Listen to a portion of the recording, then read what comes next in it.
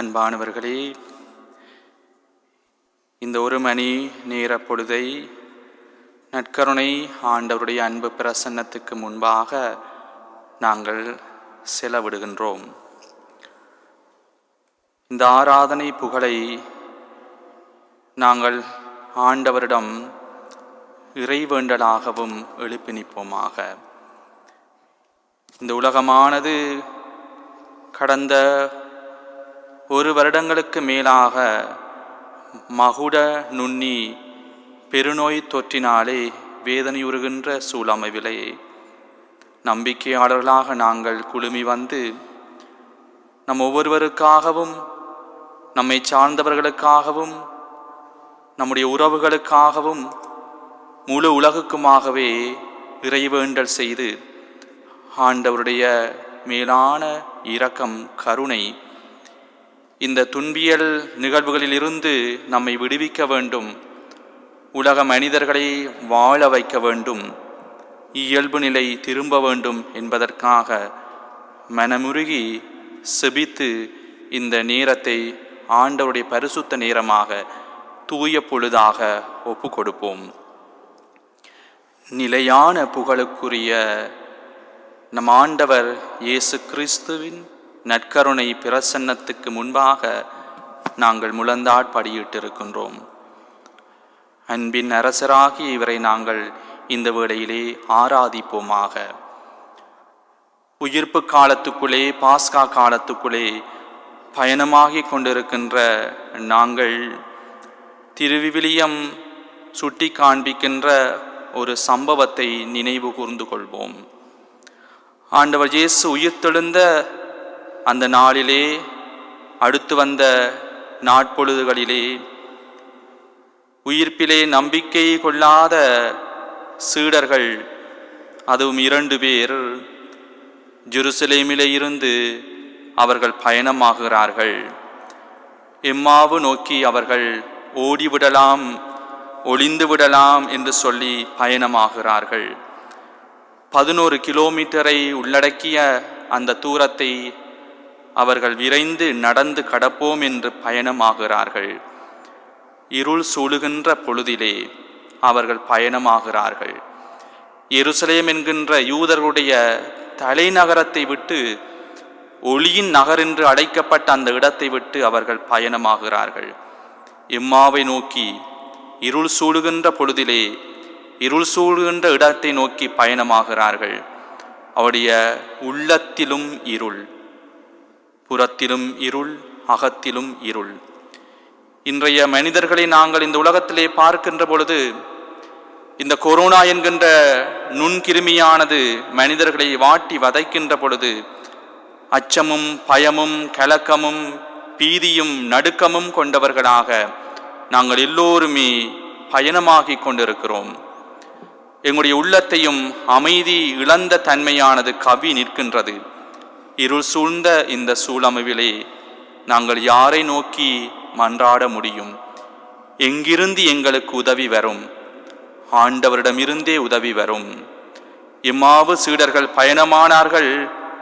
அவர்கள் கூடவே இயேசுவும் பயணமாகி, இயேசு என்று அவர்கள் அறிந்து கொள்ளாத நிலையிலும் அவர்கள் கூடவே பயணமாகி மறையுரை எடுத்துச் சொன்னார். தன்னை குறித்து எடுத்துச் சொல்லப்பட்டிருக்கின்ற பழைய ஏற்பாட்டினுடைய இறை வார்த்தைகளினாலே அவருடைய உள்ளத்தை புதுப்பித்தார், தைரியமூட்டினார், நம்பிக்கையூட்டினார், பலப்படுத்தினார், உறுதிப்படுத்தினார். ஈற்றிலே அவர்கள் கூடவே இயேசுவும் சென்று தங்கினார். எம்மோடு தங்கும் என்கின்ற அழைப்பை சீடர்கள் விடுத்த பொழுது இயேசுவும் அந்த இரவிலே அவர்கள் கூடவே தங்கினார்.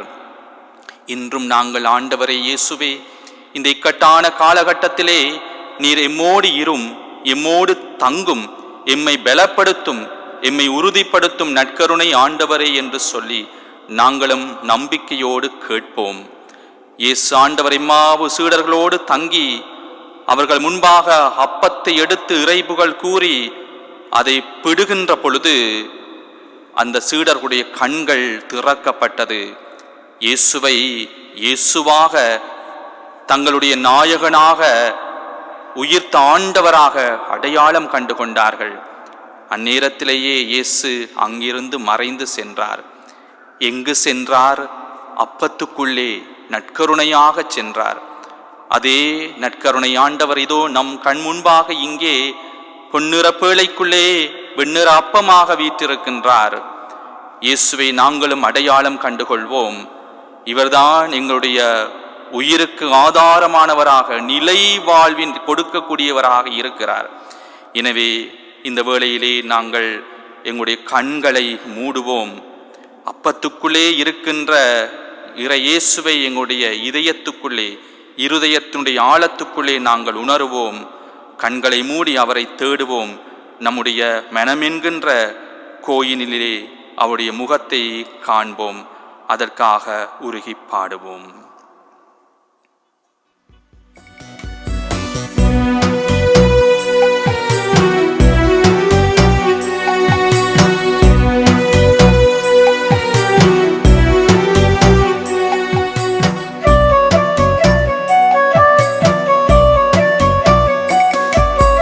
கண்ணி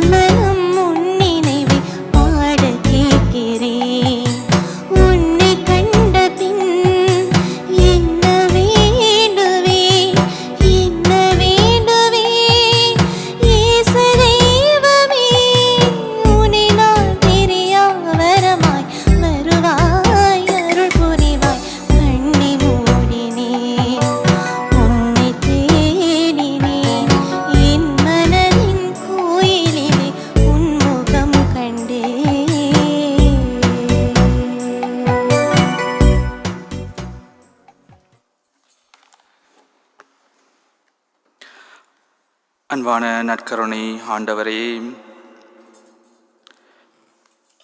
கண்ணை மூடி உன்னை தேடுகின்ற பொழுதிலே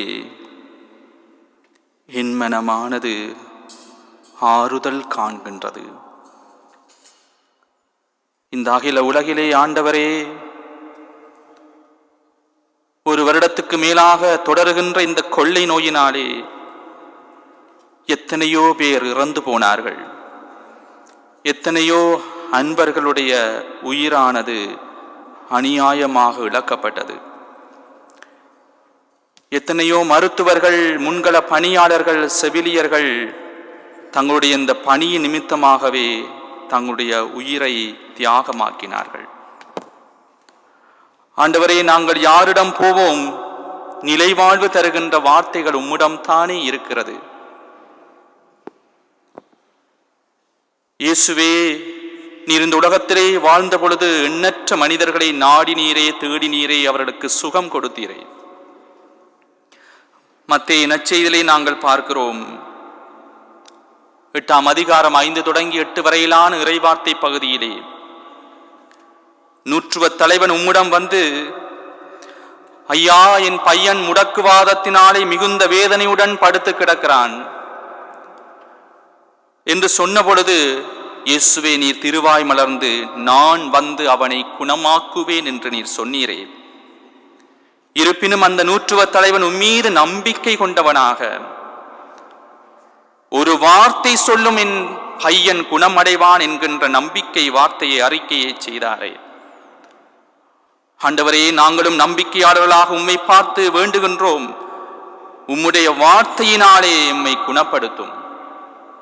இந்த உலகத்திலே இந்த துன்பியல் வேதனையை, பல்வேறு விதமான நோய் தாக்கங்களை, குறிப்பாக இந்த கொரோனா என்கின்ற இந்த கொள்ளை நோய் தாக்கத்தினாலே வேதனையுற்று வீடுகளிலும் வைத்தியசாலைகளிலும் அவசர பிரிவிலும் இருந்து கொண்டிருக்கின்ற ஏராளமான மனிதர்களை நீர் தொடுமையா. பேதுருவாவுடைய மாமியுடைய வீட்டுக்கு நீர் சென்றீரே. காய்ச்சலினாலே வாடிய அந்த தாயினுடைய கரத்தை தொட்டு நீர் குணப்படுத்துதலை கொடுத்தீரே. மத்தேயு நற்செய்தி 8ஆம் அதிகாரம் 14வது வார்த்தையிலே நாங்கள் பார்க்கின்றோம், நீர் அந்த வீடு சென்று அந்த தாயினுடைய கையை தொட்டதும் காய்ச்சல் நீங்கியது. ஆண்டவரே, இந்த நோயினாலே, காய்ச்சலினாலே, இருமலினாலே, சுவாச பிரச்சனையினாலே வாடிக்கொண்டிருக்கிற எல்லா மனிதர்களையும் நீர் தொடுவீராக. எங்களுடைய பிணிகளை நீர் தாங்கிக் கொண்டவராக இருக்கிறீர் இயேசுவே. ஆண்டவரே, எங்கள் துன்பங்களை நீர் சுமந்து கொண்டவராக இருக்கிறீர்.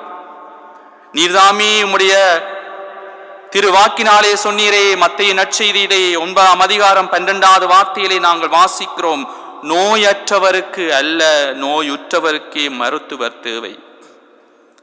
நோயுற்றவராக, உடல் நோயுற்றவராக, உள்ள நோயுற்றவராக, ஆன்மீக நோயுற்றவராக வாழ்ந்து கொண்டிருக்கிற எங்களை கருணை கண்கொண்டு பாருமையா. நோயுற்றோர் அனைவரும் உம்மை தொட வேண்டும் என்று உம்மீது வந்து விழுந்து கொண்டிருந்தார்கள் என்று சொல்லி இறைவார்த்தை சொல்லுகிறது. யாக்கோபு தன்னுடைய நிருபத்தில் எழுதி வைத்திருக்கிறார், 5ஆம் அதிகாரம் 15வது வார்த்தையிலே, நம்பிக்கையோடு இறைவனிடம் வேண்டும் போது நோயுற்றவர் குணமாவார், ஆண்டவர் அவரை எழுப்பி விடுவார். இயேசுவே, நம்பிக்கையோடு நாங்கள் உம்மை வேண்டுகின்றோம். யார் யாரெல்லாம் நோயுற்று பாதிப்புற்று துன்பப்பட்டு கொண்டிருக்கிறார்களோ அவர்களை நீர் தூக்கி விடுவீராக. இயேசுவே, நலம் தருகின்ற மருத்துவராக நீர்தாமி இருக்கிறீர். தெய்வீக வல்லவராக நீர்தாமி இருக்கிறீர். ஒரு சொல் நீர் சொல்லுகின்ற பொழுது எங்களுடைய நோயெல்லாம் பறந்து போகும். ஒரு வார்த்தையை நீர் உச்சரிக்கின்ற பொழுது நாங்கள் சுகம் பெறுவோம். நம்பிக்கையோடு ஆண்டவரே இயேசுவே, உம்மை நோக்கி நாங்கள் பாடுகிறோம்.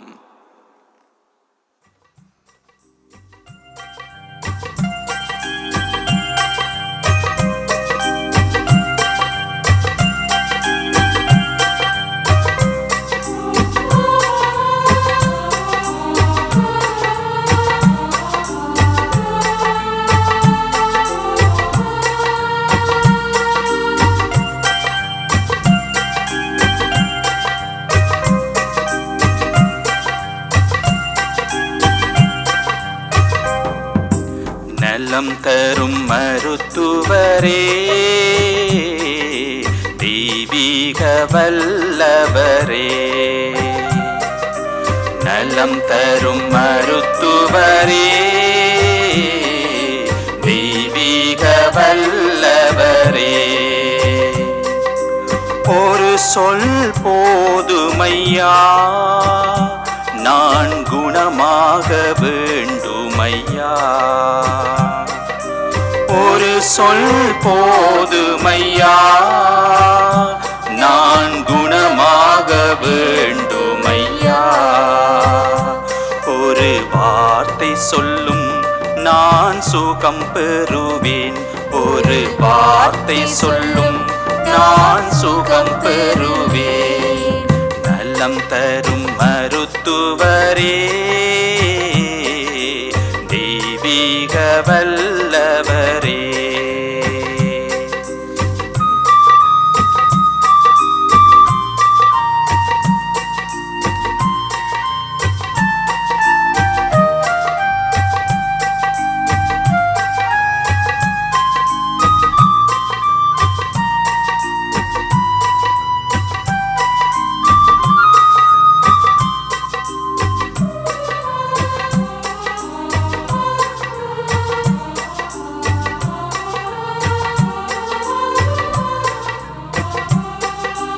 பல வருடங்களாய் படுக்கையில் கிடந்தார், பரிவு கொண்டீர், அவர் நடந்து சென்றார்.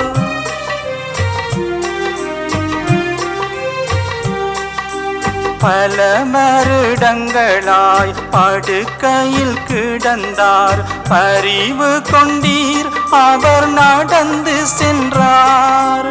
இது அதிசயம், இது அற்புதம், உம்மாற்றலாலாகுமே. இது அதிசயம், இது அற்புதம், உம்மாற்றலாலாகுமே. ஒரு வார்த்தை சொல்லும் நான் சுகம் பெறுவேன். ஒரு வார்த்தை சொல்லும் நான் சுகம் பெறுவேன். நலம் தரும் மருத்துவரே, தெய்வீக வல்லவரே. நலம் தரும் மருத்துவரே, தெய்வீக வல்லவரே.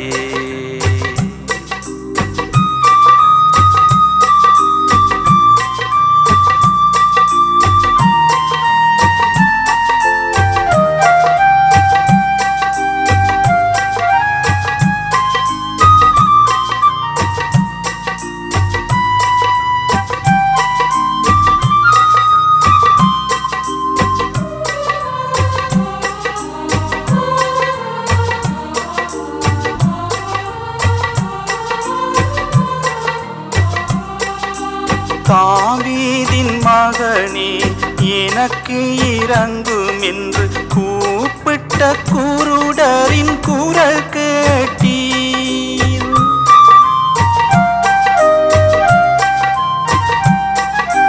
தாவீதின் மகனே, எனக்கு இரங்கும் என்று கூப்பிட்ட குருடரின் குரல் கேட்டீர். ஐயா, ஒளி தந்து குணமளித்தீர். அவர் ஊரெல்லாம் உம்மை புகழ்ந்தார். ஐயா, ஒளி தந்து குணமளித்தீர். அவர் ஊரெல்லாம் உம்மை புகழ்ந்தார். ஒரு வார்த்தை சொல்லும் நான் சுகம் பெறுவேன்.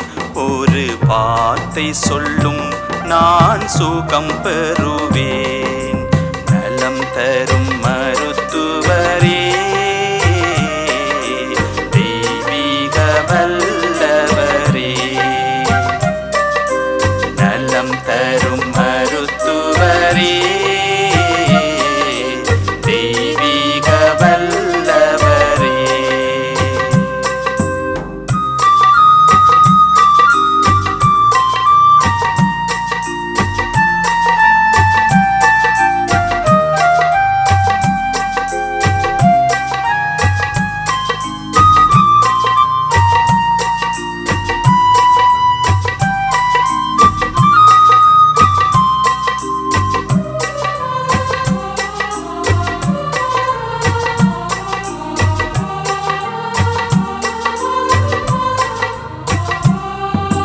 12 ஆண்டுகள் பெரும்பாடு உள்ளவள் விசுவாசத்தோடு உம்மை தொட்டாள்.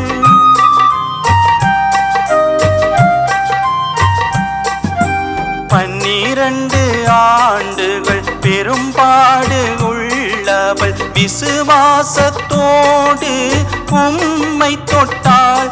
அவள் நோய் நீங்கி நலமானதை தன் உடலிலே உணர்ந்து கொண்டாள்.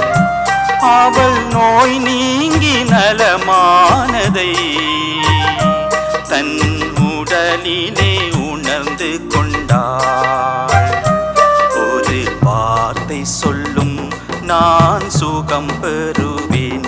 ஒரு வார்த்தை சொல்லும் நான் சுகம் பெறுவேன். நலம் தரும் மருத்துவரே, தெய்வீக வல்லவரே. நலம் தரும் மருத்துவரே, தெய்வீக வல்லவரே. ஒரு சொல் போதுமையா, நான் குணமாக வேண்டுமையா. ஒரு சொல் போதுமையா, நான் குணமாக வேண்டுமையா. ஒரு வார்த்தை சொல்லும் நான் சுகம் பெறுவேன். ஒரு வார்த்தை சொல்லும் நான் சுகம் பெறுவேன். நலம் தரும் மருத்துவரே, தெய்வீக வல்லவரே. நலம் தரும் மருத்துவரே, தெய்வீக வல்லவரே.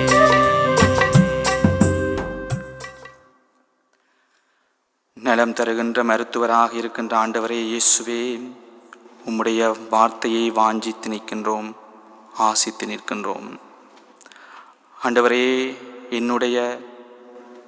எங்களுடைய தனிப்பட்ட குடும்ப சமூக வாழ்க்கையிலே பல்வேறு விதமான வறட்சி நிலைகளை, ஆன்மீக வறட்சி நிலைகளை அனுபவித்து கொண்டிருக்கிறோம். துன்பமும் வேதனையும் கஷ்டமும் நோய்களும் பிணிகளும் எம்மை துரத்துகின்ற பொழுது, சில வேளையிலே நம்பிக்கை தகர்ந்து போகின்ற, எதிர்காலமே பொய்த்து போகின்ற ஒரு வெறுமைக்குள்ளாக நாங்கள் சிக்குண்டி இருப்பதை உணர்ந்து கொண்டிருக்கிறோம். நல்ல ஆயனாகிய இயேசுவே, உலகின் ஒளியாக இருப்பவரே, வான்மலையாக எங்களை வளப்படுத்துபவரே, எங்களுடைய வாழ்வுக்கு எழுச்சியை தாரும். எங்களுடைய வாழ்க்கையை நம்பிக்கை நிறைந்த வாழ்க்கையாக மாற்றித்தாரும். லேவியராகமத்தில் 26ஆம் அதிகாரம் 4வது வார்த்தையிலே, ஏற்ற காலத்திலே மழையை நான் பெய்யச் செய்வேன் என்று சொன்னீரே. வயல் தன் பலன்களை தரும், நிலத்தின் மரங்கள் தங்கள் கனிகளை தரும் என்று சொல்லி உம்முடைய வார்த்தை சொல்லுகிறது. ஆண்டவரே, ஏற்ற காலத்தை நாங்கள் எதிர்பார்த்து நிற்கின்றோம். இந்த வறண்ட பூமிக்கு மனங்களெல்லாம் வறண்டு போய்விட்டது, நம்பிக்கையெல்லாம் தகர்ந்து போய்விட்டது. ஊற்றெடுக்கின்ற புது கிணறாக நாங்கள் உருமாறுவதற்கு ஏற்ற காலத்திலே உம்முடைய அருள்மலையை நீர் தருவீராக. எங்களுக்கு, எங்களுடைய வாழ்க்கைக்கு நற்பயனை தருவீராக. நல்ல பலன் கொடுக்கின்ற, கனி கொடுக்கின்ற மரமாக, நல் விளைச்சல் கொடுக்கின்ற நிலமாக எங்களை உருமாற்றி தருவீராக. ஆண்டவரே, திருப்பாடல் வரிகள் 126:4 சொல்லுகிறதே, ஆண்டவரே, தென்னாட்டின் வறண்ட ஓடையை நீரோடையாக வான்மழை மாற்றுவது போல எங்கள் அடிமை நிலையை மாற்றியறலும். முக கவசங்களை அணிந்தவர்களாக நாங்கள் அடிமைகள் போல வாழ வேண்டிய நிர்பந்தத்திற்கு உள்ளாகி இருக்கின்றோம். ஆண்டவரே, இந்த நிலையை நீர் மாற்றித்தாரும்.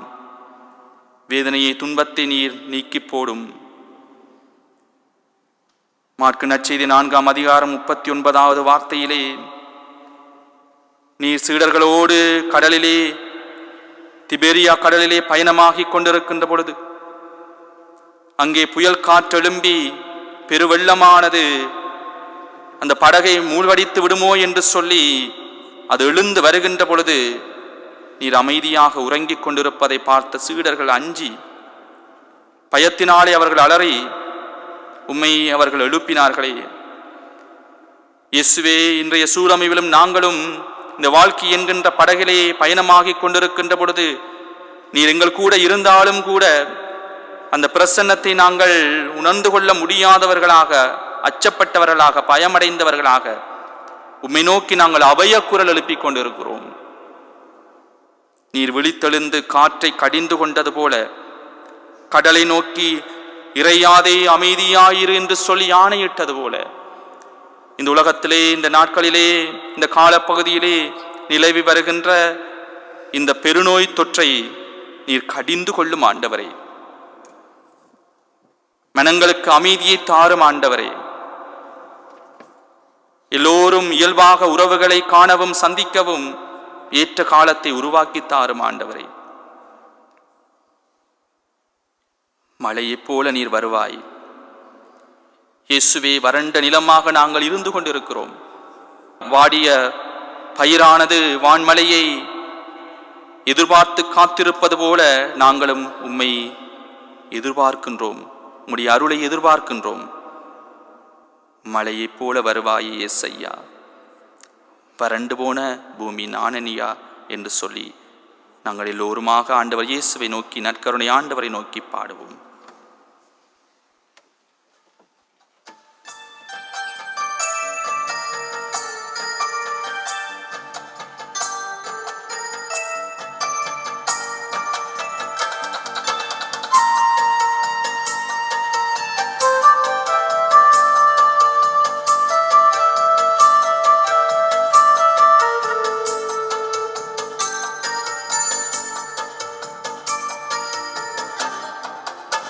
மழையைப் போல வருவாயே இயேசையா, வறண்டு போன பூமி நானையா.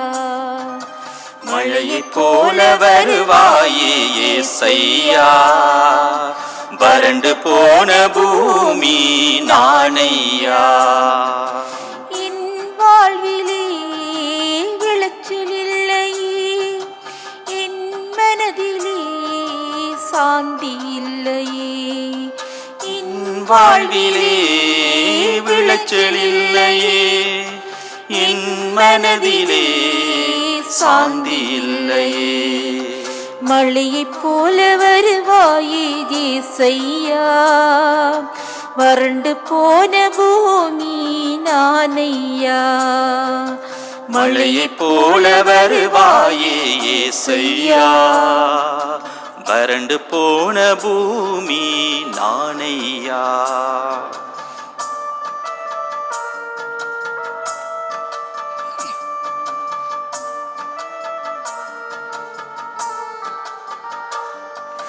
பாவங்கள் எல்லாம் போக்கிடுமையா, பயத்தை மனதிலே நீக்கிடுமையா. பாவங்கள் எல்லாம் போக்கிடுமையா, பயத்தை மனதிலே நீக்கிடுமையா. இயேசு கிறிஸ்துவே என் தெய்வமே, இயேசு கிறிஸ்துவே என் தெய்வமே, இயேசு கிறிஸ்துவே என் தெய்வமே. இயேசு கிறிஸ்துவே என் தெய்வமே. இனிய வரங்களால் என்னை காத்திடுவீரே, இனிய வரங்களால் என்னை காத்திடுவீரே. மழையைப் போல வருவாயே இயேசையா, வறண்டு போன பூமி நானையா. மழையைப் போல வருவாயே இயேசையா, வறண்டு போன பூமி நானையா. என் வாழ்விலே விளைச்சல் இல்லையே, என் மனதிலே சாந்தி இல்லையே. என் வாழ்வி விளைச்சலில்லையே, என் மனதிலே சாந்தி இல்லையே. மழையைப் போல வருவாயே தேசையா, வறண்டு போன பூமி நானையா. மழையைப் போல வருவாயே தேசையா, வறண்டு போன பூமி நானையா. மனக்குறையெல்லாம் தீர்த்திடுமையா, உடல் குறையெல்லாம் நீக்கிடுமையா. மனக்குறையெல்லாம் தீர்த்திடுமையா, உடற்குறையெல்லாம் நீக்கிடுமையா. இயேசு கிறிஸ்துவே குணமளிப்பவரே, இயேசு கிறிஸ்துவே குணமளிப்பவரே, இயேசு கிறிஸ்துவே குணமளிப்பவரே, இயேசு கிறிஸ்துவே குணமளிப்பவரே. உனது கரங்களால் என்னை குணப்படுத்திடுமே, உனது கரங்களால் என்னை குணப்படுத்திடுமே. மழையைப் போல வருவாயே தேசையா, வறண்டு போன பூமி நானையா.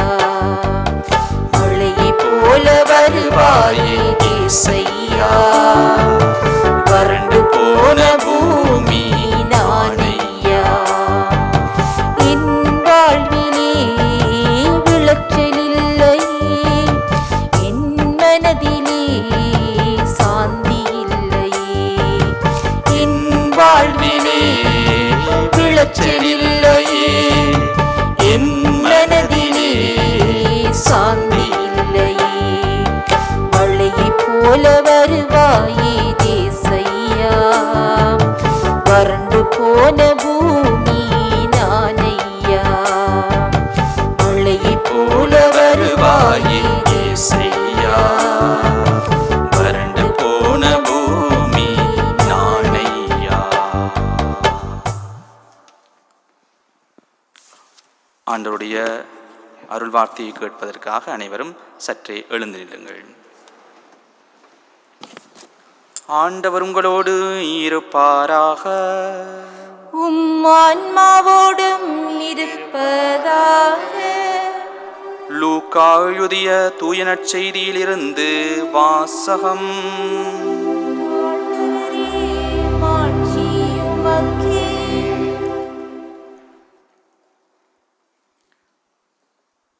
அதிகாரம் 17 இறை வார்த்தைகள் 11 தொடங்கி 19 ஈறாக.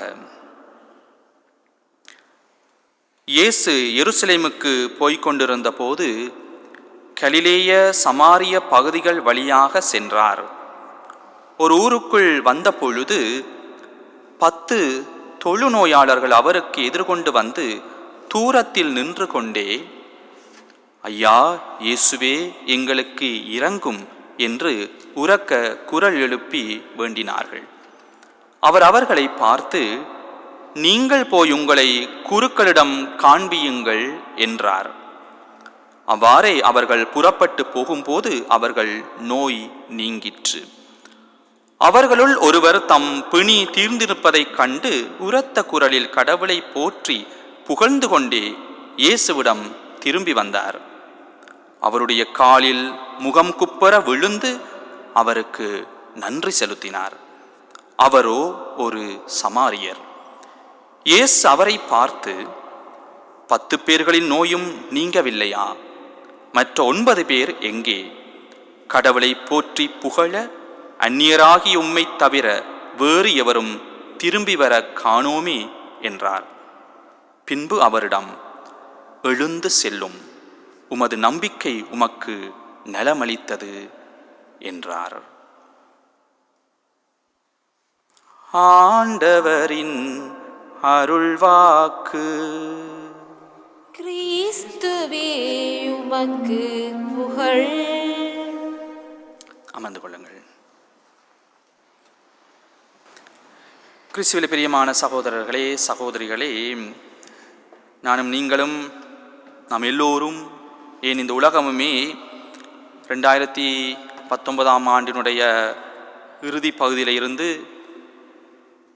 2020 ஆண்டினுடைய முழு வருடமும் 2021 ஆண்டு இற்றை வரையிலும் இந்த கோவிட்-19 என்கின்ற இந்த கொரோனா கொள்ளை நோயினாலே பாதிக்கப்பட்டிருப்பது நிதர்சனமான உண்மை. மனிதர் நெருங்கி செல்ல முடியாத ஒரு நிலையிலே வாழ்ந்து கொண்டிருக்கிறோம். உறவுகளோடு கைலாக கொடுத்து அவர்களை வாழ்த்த முடியாதவர்களாக இருக்கிறோம். அல்லது நெருக்கமானவர்களை அணைத்து அவருடைய அன்பை தெரிவிக்க முடியாதவர்களாக இருக்கிறோம். அடுத்தவருடைய மூச்சு காற்று கூட நம்மீது விழக்கூடாது என்பதிலே கவனமாக இருக்கின்றோம். தற்காப்பு கவசங்களை, முகக்கவசங்களை அணிந்து கொண்டிருக்கிறோம். இப்படியாக மனிதர்கள் சற்றே விலகி இருக்கிற ஒரு இடைவெளி விட்டு சோஷியல் டிஸ்டன்ஸ் சொல்லுகிற சமூக இடைவெளியை பேண வேண்டிய நிர்பந்தத்திற்கும் உள்ளாகி இருக்கிறோம். இருப்பினும் கடந்த வருடத்திலே இறுதி பகுதியிலே நம் திருத்தந்தை பிரான்சிஸ் அவர்கள் அனைவரும் உடன் பிறந்தோர் என்கின்ற ஒரு சுற்றுமடலை அன்னையாம் திரு அவைக்கு தந்திருக்கிறார். நாங்கள் உடல் ரீதியாக விலகி நின்றாலும் மனம் ரீதியாக நெருங்க வேண்டும், ஒன்றிக்க வேண்டும், ஒருவர் மற்றவரை தாங்கிக் கொள்ள வேண்டும், உதவி செய்கின்ற மனிதர்களாக வாழ வேண்டும், அடுத்தவர் மீது கருசனையுடையவர்களாக இருக்க வேண்டும் என்கின்ற அந்த கருப்பொருளை தாங்கிய நிலையிலே எல்லாரும் சகோதரர்கள், அனைவரும் உடன் பிறந்தோர் என்கின்ற அந்த அருமையான திருமடலை நம் ஒவ்வொருவருக்கும் தந்திருக்கிறார். இன்றைய நாளில் நாங்கள் ஒரு நற்செய்தி பகுதியை வாசித்திருக்கிறோம். லூக்கா நற்செய்தி 17ஆம் அதிகாரம் 17ஆம் பிரிவு எங்களுக்கு அழகாக ஆண்டவர் இயேசு அந்த சுகப்படுத்துதலை, குணப்படுத்துதலை பல பேருக்கு கொடுத்த சந்தர்ப்பத்தை நாங்கள் வாசிக்க கேட்டோம். மற்ற ஏனைய சந்தர்ப்பங்களை பார்க்கின்ற பொழுது தனிநபர்களாக ஆண்டவர் இயேசுவை நெருங்கி வந்து அவருடைய அருளாசிரை பெற்று, அவருடைய திருக்கரத்துடைய ஆசிரை பெற்று குணமடைந்தவர்களாக விவிலியம் சொல்லுகின்ற பொழுது, இங்கே இந்த சம்பவத்திலே லூக்கா நற்செய்தியிலே 17வது அழகானது எங்களுக்கு எதை சொல்லுகிறது? 10 தொழுநோயாளர்கள் ஒருமிக்க குணம் பெற்ற ஒரு நிகழ்வை, அதிகபட்சமான ஒரு எண்ணிக்கையுடையவர்கள் குணம் பெறுவதை எங்களுக்கு சொல்லி நிற்கின்றது. இன்றைக்கும் அதிகமானவர்கள் குணப்படுத்துதலை பெற்று அனுபவிக்க வேண்டிய ஒரு சூழமைவிலே தான் நாங்களும் இருந்து கொண்டிருக்கிறோம். அன்பானவர்களே, லூக்கா நற்செய்தியை இரக்கத்தினுடைய நற்செய்தி நாங்கள் அழைக்கின்றோம். இயேசுடைய அபரிமிதமான அந்த இரக்கமானது பலருக்கு ஒரேடியாக சுகப்படுத்துதலை, குணப்படுத்துதலை கொடுத்ததைத்தான் நாங்கள் வாசித்தோம். ஆக இந்த தொழுநோய் என்கின்ற அந்த நோயை பற்றி நாங்கள் சிந்தித்து பார்க்கின்ற பொழுது, விவிலிய பின்புலத்துக்குள்ளே சிந்தித்து பார்க்கின்ற பொழுது, இன்று நாங்கள் அனுபவிக்கின்ற இந்த கொரோனா கொள்ளை நோயிலே இருந்து தனித்து வைக்கப்படுவது போல, நோய் கண்டவர்கள் தனித்து வைக்கப்படுவது போல, அந்த தொழுநோய் கண்டவர்களும் தனித்து வைக்கப்பட வேண்டிய சூழமைவுதான் இருந்தது அன்றைய காலகட்டத்திலே. அது ஒரு தீட்டாகவே கருதப்பட்டு நின்றது. சோஷியல் டிஸ்டன்ஸ், சமூக இடைவெளியை அவரிடம் இருந்து பேண வேண்டிய ஒரு சூழமைவு, ஒரு கட்டாய நிலையை அன்றும் இருந்து கொண்டிருப்பதைத்தான் நாங்கள் பார்க்கிறோம். அப்ப இந்த இறைவார்த்தையிலே இந்த நற்செய்தி நாங்கள் வாசிக்க கேட்கின்ற பொழுது, இயேசு கலிலேயா சமாரியா பகுதியினூடாக போகிறார் என்கின்ற வார்த்தையை கேட்கிறோம். அப்பொழுது இந்த 10 தொழுநோயாளர்களும் இயேசுவை எதிர்கொள்கிறார்கள். தூரத்திலேயே நின்று கொண்டு, ஐயா இயேசுவே என் மீது இரக்கம் வையும் என்று சொல்லி அவர்கள் அழுகிறார்கள், புலம்புகிறார்கள், மன்றாடுகிறார்கள். அப்ப இயேசு இந்த சமாரியா என்று சொல்லுகிற கலிலேயா சமாரியா இந்த பகுதி இதற்குள் நுழைகின்ற பொழுது வந்த 10 தொழுநோயாளர்கள், அவர்கள் 10 பேரும் எப்படியாப்பட்டவர்கள்? அவர்கள் யூதர்களா அல்லது சமாரியர்களா? யாரென்று தெரியவில்லை. அந்த 10 பேருக்குள்ள யார் யூதர் யார் சமாரியர் என்று அவர்களுக்கு புரியவில்லை, இயேசுவுக்கும் புரியவில்லை. இயேசு இந்த சமாரியா கலிலேயா சமாரியா பகுதிக்குள்ளாக செல்லுகின்ற பொழுது அவருடைய மனநிலை எப்படி இருந்திருக்கும் என்று சொன்னால், ஐயோ இந்த பகுதியை வாழ்கிற இந்த 2 பகுதியினரும் பிளவுபட்டிருக்கிறார்களே, பிரிந்து நிற்கிறார்களே, இன ரீதியாக சாதிய ரீதியாக பிரிந்திருக்கிறார்களே, இவர்கள் ஒன்றாக எல்லாரும் இருந்தால் எத்துணை நன்றாக இருக்கும் என்று சொல்லி ஆண்டவர் இயேசுடைய எண்ண உணர்வானது அப்படியாக ஓடிக்கொண்டிருக்கும். அப்பொழுதுதான் இந்த 10 தொழுநோயாளர்கள் வந்து எதிர்படுகிறார்கள். அதுல யாரு யூதர்கள், யாரு சமாரியர்? ஏனென்று சொன்னால், இந்த யூதர்களும் கூட தொழுநோய் கண்டவர்களை அவர்கள் அந்நியப்படுத்தித்தான் பார்த்தார்கள். இந்த சமாரியர்களும் கூட தொழுநோய் கண்டவர்களை அந்நியப்படுத்தித்தான் பார்த்தார்கள். நோய் காண்பதற்கு முதல், நோய் வருவதற்கு முதல் சமூகத்துக்குள் ஒன்றாக இருந்தவர்கள் நோய் வந்த பிற்பாடாக அந்நியப்படுத்தப்படுகிறார்கள். இப்படியாக தங்களுக்குள்ளே நோய் வந்தவர்கள் எல்லாரும் ஒன்றாகிறார்கள் என்பதுதான் இதற்குள் இருக்கிற புதுமையாக அழகானதாக இருக்கிறது. நோய் வந்த நிலையிலே எல்லாரும் ஒரு மனப்பட்டவர்களாக இருக்கிறார்கள். ஒரே இனமாக, ஒரே குலமாக, ஒரே மக்களாக மாறுகிறார்கள். இன்றைக்கு நாங்கள் இந்த உலகம் எல்லாமே நோய்வாய்ப்பட்ட நிலைக்குள்ளே பார்க்கின்றோம். எல்லாருமே இந்த முகக்கவசத்தை நாங்கள் ஒரே மனிதர்களாக அணிந்து கொண்டிருக்கிறோம். எந்த நாட்டுக்கு போனாலும் இந்த முகக்கவசம் தான். அது ஆணாக இருந்தால் என்ன, அது பெண்ணாக இருந்தால் என்ன, அது வெள்ளைக்காரனாக இருந்தால் என்ன, அது கருப்புக்காரனாக இருந்தால் என்ன, அது ஆசிய பகுதி மனிதனாக இருந்தால் என்ன, அல்லது ஐரோப்பா வாழ் மனிதர்களாக இருந்தால் என்ன, எல்லாருக்குமே இந்த பொது கொடியாக பொது சொத்தாக மாறி நிற்கின்றது. நோய் என்பது மனிதனை இணைத்து நிற்பதாகத்தான் இன்றைய காலத்தில் நாங்கள் பார்க்கிறோம். அப்ப இப்படியாக இருக்கின்ற பொழுது, சுகதையாக இருக்கின்ற பொழுது புறம் தள்ளிய சமூகமானது நோய் வந்த நிலையிலே தங்களுக்குள்ளே அவர்கள் ஒன்றிணைந்தார்கள் என்பதை இன்றைய அருள் வார்த்தை பார்க்கிறோம். பிரியமானவர்களே, இந்த நோய்க்கு எதிராக இன்று தடுப்பு ஊசிகள் அல்லது தடுப்பு மருந்தை கண்டறிவதற்கும் தடுப்பூசிகளை ஏற்றுவதற்குமான காலகட்டமாக இந்த காலகட்டம் இருக்கிறது. விரைந்து எல்லாருக்கும் தடுப்பூசி ஏற்றப்பட வேண்டும் என்கின்ற ஒரு இயங்கு நிலையோடு உலகத்துடைய பல நாடுகள் முன்னேறி கொண்டிருக்கிறது, இயங்கிக் கொண்டிருக்கிறது. இந்த நோயை கட்டுப்படுத்த வேண்டும் என்று சொல்லி முயன்று கொண்டிருக்கிறது. அப்ப இந்த உடலுக்கு நாங்கள் இந்த தடுப்பூசி போடுவதை போல எங்களுடைய உள்ளத்துக்குள்ள இருக்கிற கிருமி, மனித வாழ்வுக்குள்ள இருக்கிற அந்த கிருமியை நாங்கள் அகற்ற வேண்டும். உள்ளத்துக்குள்ள இருக்கிற கிருமி என்ன? பாகுபாடு என்கின்ற ஒரு கிருமி.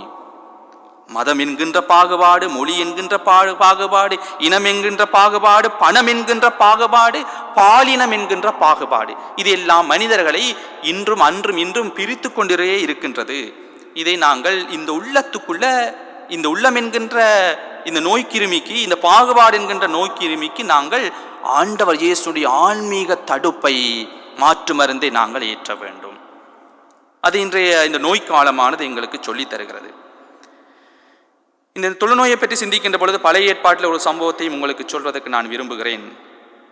எலிசா இறைவாக்கினுடைய காலத்திலே நாங்கள் பார்க்கிறோம், சிரியாவை சேர்ந்த நாமான் என்கின்ற அந்த தொழுநோயாளி ஒரு படைத்தலைவன். அவன் இறைவாக்கினரை தேடி வருகிறான். அப்போ இறைவாக்கினர் ஆளை அனுப்பி சொல்லுகிறார், போய் ஜோர்தான் ஆற்றிலே 7 முறையாக அவர் குளித்தெழும்ப, மூழ்கி எழும்பினால் சுகம் பெறுவார் என்று சொல்லுகிறார். ஆனால் இந்த நாமான் கோபம் கொள்ளுகின்றான். அவருடைய எதிர்பார்ப்பு என்னென்று சொன்னால், இந்த இறைவாக்கினர் தன்னை தொட்டு குணப்படுத்துவார் என்பது அவனுடைய எதிர்பார்ப்பாக இருந்தது. தான் அந்த அளவுக்கு படைபலம் மிகுந்தவன், பராக்கிரமசாலி என்று சொல்லி அவன் நினைத்து கொண்டிருந்தான். கர்வ மாணவத்தை கொண்டிருந்தான். ஆனாலும் கோபப்பட்டு திரும்பி போக முற்படுகின்ற பொழுது ஒரு ஊழியன் இந்த நாமானை பார்த்து சொல்லுகிறார், இலகுவான காரியத்தை தான் அவர் சொல்லியிருக்கிறார், ஜோர்தான் நாட்டிலே ஒரு 7 முறை மூழ்கி எழும்பித்தான் பாருமே என்று சொல்லி ஆலோசனை சொல்லுகின்ற பொழுது அவன் அதற்கு செவி மடுத்து அந்த காரியத்தை செய்கின்ற பொழுது அவனுடைய உடல் எப்படியாக மாறியது? 2 அரசர்கள் புத்தகம் எங்களுக்கு அழகாக சொல்லும் 5ஆம் அதிகாரம் 14வது வார்த்தையிலே, உடல் சிறு பிள்ளையினுடைய உடலை போல மாறியது. என்ன அர்த்தம் என்று சொன்னால், அதற்கு முதலாக ஆணவ படைத்தலைவனாக இருந்தவன் அந்த ஆணவ நிலையில இருக்கின்ற பொழுது எலிசா அவரை நேரடியாக பார்க்கவில்லை. மாறாக சிறு பிள்ளையை போல அவனுடைய குழந்தை உள்ளமாக அவனுடைய உள்ளம் மாறுகின்ற பொழுது, கர்ப்பம் இழக்கப்படுகின்ற பொழுது, அவன் தன்னையே தாழ்த்தி கொள்ளுகின்ற பொழுது எலிசா ஆண்டவருடைய இறைவாக்கினராக அவர் பார்க்கிறார். அப்ப இதை போல நாங்கள் இன்றைய நாளில் வாசிக்க கேட்ட இந்த 10 தொழுநோயாளுடைய இந்த புதுமையை நாங்கள் கண்ணுற்றுக் கொள்கின்ற பொழுது, இவர்கள் 10 பேரையும் இயேசு ஆண்டவர் சொல்லுகிறார், போய் நீங்கள் குருக்களிடம் உங்களை காண்பியுங்கள் என்று சொல்லுகிறார். அப்ப அவர்கள் போகின்ற பொழுது முதலிலே ஒன்றாக இருந்தவர்கள், ஒருமனப்பட்டவர்களாக பாகுபாடு இல்லாமல் இருந்தவர்கள், அவர்கள் போகின்ற பொழுது அவர்கள் சுகம் பெறுகிறார்கள், தங்களுடைய உடலிலே உணர்ந்து கொள்கிறார்கள். அப்ப ஒன்றன் பின் ஒருவராக சுகம் பெறுகின்ற நிலையிலே நோயானது அவர்களை இணைத்துக் கொண்டது. சுகம் பெற்ற பிற்பாடாக அவர்கள் பார்க்கிறார்கள், ஆகா, இவன் ஒரு சமாரியன் எங்களுக்குள்ளே இருக்கிறானே, குருவிடம் இவனோடு சென்று நாங்கள் பார்க்க முடியுமா? எங்களுக்கு தானே ஆகாதே, இருவரும் நாங்கள் இடைவெளி விட்டு இருக்க வேண்டுமே, குருவிடம் எப்படியாக இவனையும் கூட்டிக் கொண்டு போக வேண்டும் என்று சொல்லி அவனை அந்நியப்படுத்தி பார்ப்பதை உணர்ந்த அவன் நிலையிலே அந்த சமாரியனாலே அவர்களோடு இருக்க முடியாது. அவன் என்ன செய்கின்றான்? தன்னுடைய போக்கிலே திரும்பி வருகிறான். இருந்தாலும் ஆண்டவர் இயேசு தனக்கு சுகப்படுத்தலை கொடுத்தாரே, குருவிடம் போய் காண்பிக்க சொன்னாரே, அந்த வார்த்தையை தட்டக்கூடாது என்று அவன் சிந்தித்து பார்க்கின்ற பொழுது, என்னை குணப்படுத்திய ஆண்டவரை விட சற்குரு வேறு யார் இருக்க முடியும், இயேசுவை விட மேலான குரு யார் இருக்க முடியும் என்று சொல்லி திரும்பி இயேசுவிடமே அவன் வருகிறான். ஆக பாருங்கள் அருமையான சகோதர சகோதரிகளே, இந்த நோயானது ஒருவனை 10 பேரை இணைத்து கொண்டது. நோய் நீங்குகின்ற பொழுது அவர்களுக்கிடையிலே மீளவமாக அந்த வேறுபாடானது அது எட்டி பார்க்கிறது.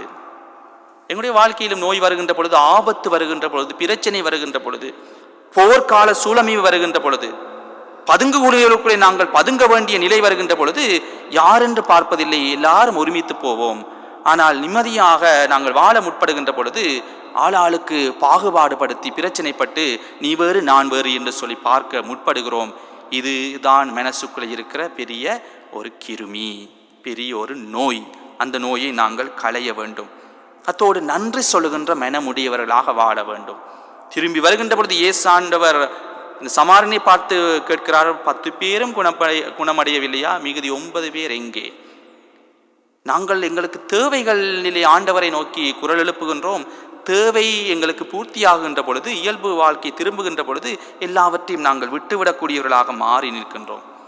எனவே பிரியமான சகோதர சகோதரிகளே, நற்கருணை ஆண்டோடு இந்த பிரசன்னத்துக்கு முன்பாக ஆண்டவர் எங்களையும் அழைத்து நிற்கின்றார். நன்றி உடையவர்களாக மாறவும், இந்த நோயானது எங்களை ஒருமுகப்படுத்தி இருப்பது போல இயல்பு வாழ்வு திரும்புகின்ற பொழுதும் மனிதர்களை நாங்கள் அன்பு செய்பவர்களாக, எல்லாரும் உடன் பிறந்தோர் என்கின்ற அந்த நிலையோடு சகோதர உறவுக்குள்ள, கிறிஸ்தவ ஒன்றிப்புக்குள்ள நாங்கள் வாழ்வதற்கு நற்கருணை ஆண்டவர் நம்மை அழைக்கின்றார். அவருடைய அழைப்பினுடைய குரலுக்கு ஆம் என்று பதில் சொல்லி நாங்களும் எங்களுடைய நம்பிக்கை பயணத்தை தொடருவோம். ஆமீன்.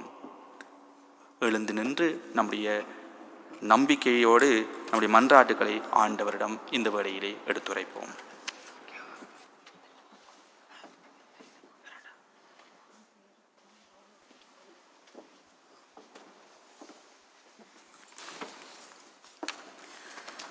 அமைதியை உங்களுக்கு விட்டு செல்கிறேன் என்ற ஆண்டவரே இறைவா, உலகெங்கும் உமது நற்செய்தியை எடுத்துரைக்கும் திருத்தந்தை ஆயர்கள் அனைத்து நிலை பணியாளர்களுக்காகவும் மன்றாடுகின்றோம்.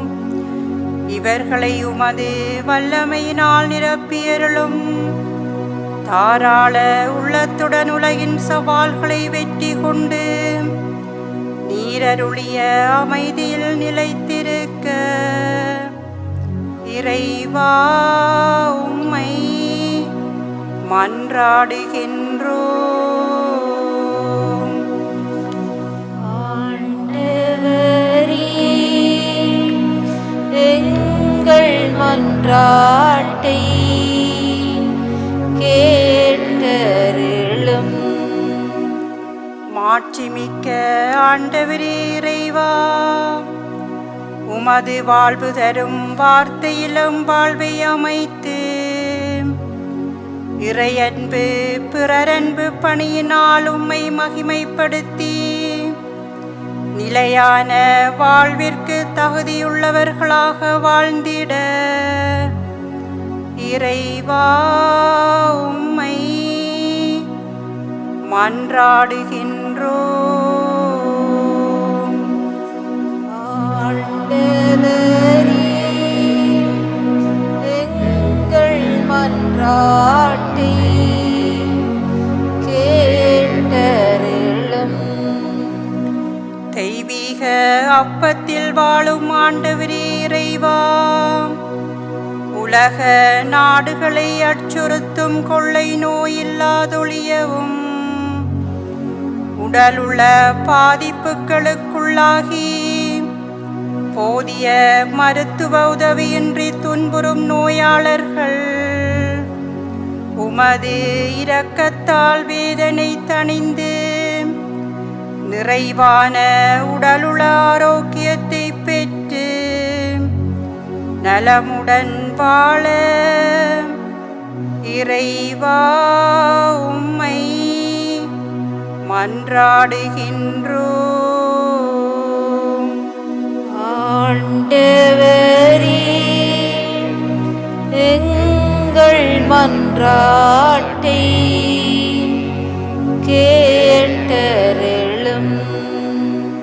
வல்லமையும் வலிமையுமான ஆண்டவரே இறைவா, மனித மாண்பின் மகத்துவத்தை உணர்ந்து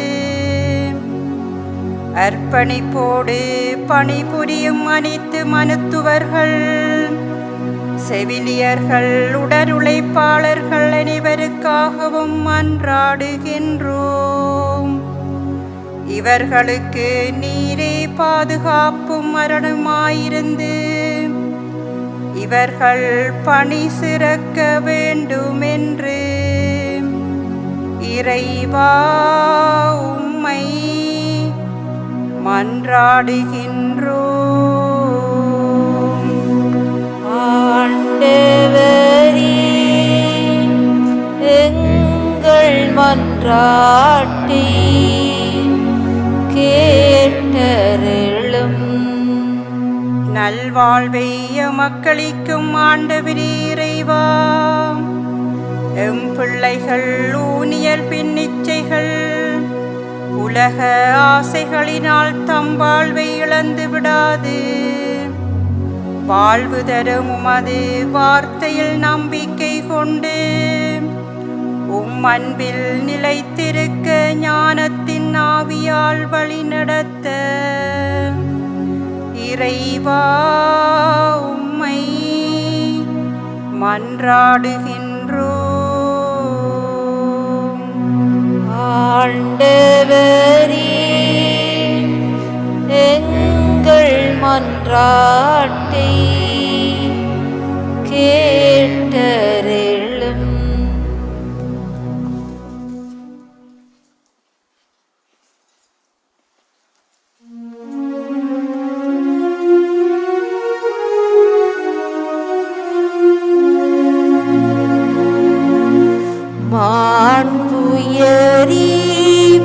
மாண்புயரீவருள்ளனு மானத்தை தாழ்ந்து பணிந்து ஆராதிப்போம். நியம முறைகள் அனைத்தும் இனி மறைந்து முடிவு பெறுக. புதிய நியம முறைகள் வருக. புலன்களாலி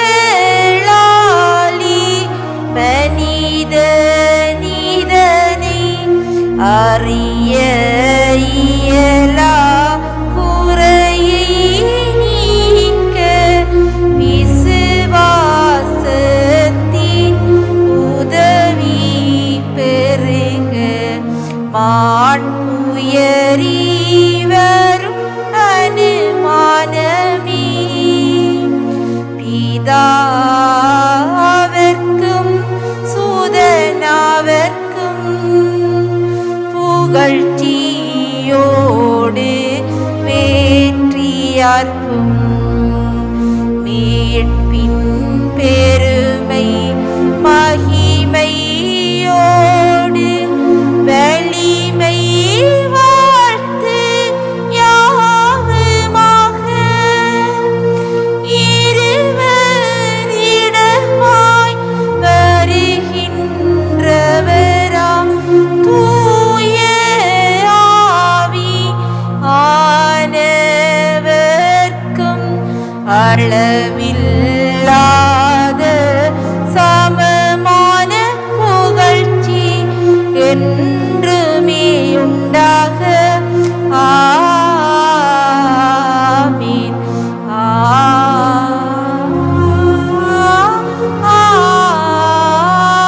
ஆமீன். வாணி நின்று அவர்களுக்கு அப்பம் அருளினீரே. அல்லேலூயா. அதில் சாதிர மதுரம் ஒன்றாயிருந்தது. அல்லேலூயா. மன்றாடுவோமாக.